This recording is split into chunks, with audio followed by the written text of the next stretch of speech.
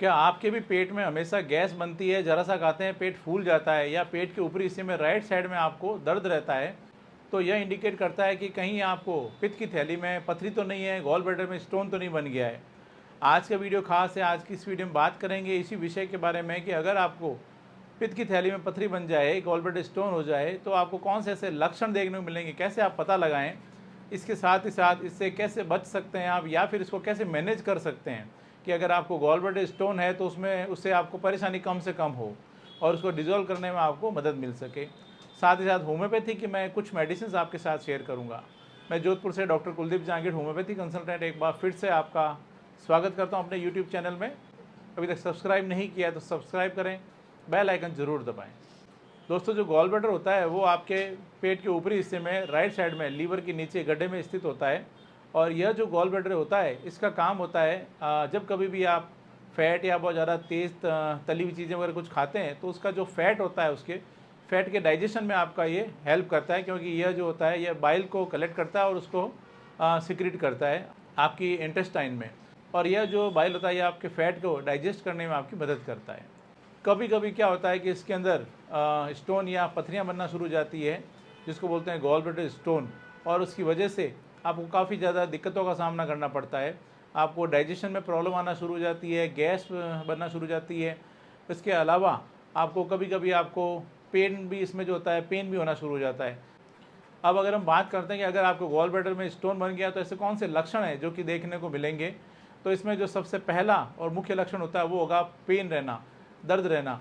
अक्सर क्या होता है कि पेट के ऊपरी हिस्से में राइट साइड में आपको भारीपन या दर्द महसूस होगा, और यह जो दर्द होता है यहाँ से होता है, कभी कभी पीछे भी जा सकता है, कंधे में भी आपको पेन महसूस हो सकता है।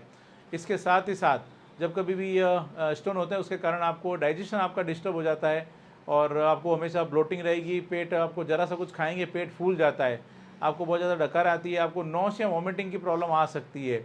इसके अलावा जब कभी भी आप ज़्यादा तेज़ मसालेदार खाना खाते हैं, नॉनवेज खाते हैं, या फिर आप तली हुई चीज़ें, कचौरी, समोसे वगैरह ऐसा कुछ खा लेते हैं, कुछ भारी खाना हो जाता है, तो उस कंडीशन में आपको बहुत ज़्यादा पेट में डिस्कम्फर्ट रहता है, आपको बहुत ज़्यादा बेचैनी रहती है। और यह जो सारे सिम्टम देखने को मिल रहे हैं तो आप समझ सकते हैं कि कहीं आपके गॉल ब्लैडर में स्टोन तो नहीं है। कभी कभी ऐसा भी होता है कि आपको गॉल ब्लैडर स्टोन लंबे समय से बना रहता है, लेकिन आपको इसके कोई सिम्टम नहीं आते हैं। जब कभी किसी दूसरे कारण से आप सोनोग्राफी, अल्ट्रासाउंड करवाते हैं तो आपको पता चलता है कि आपकी पित्त की थैली में या गॉल ब्लैडर में स्टोन है। चलिए अब हम बात करते हैं कि अगर गॉल ब्लैडर में स्टोन हो गए हैं तो इसमें आपको खान पान में क्या बदलाव करना चाहिए, अपने लाइफ स्टाइल में क्या बदलाव करना चाहिए, ताकि इससे होने वाली तकलीफ़ों से आप बच सकें। इसमें जो सबसे पहला और जो मुख्य काम करना है वो आता है अपने खान पान में आप फैट या जो तली हुई चीज़ें होती है वो आप कम से कम प्रयोग करें।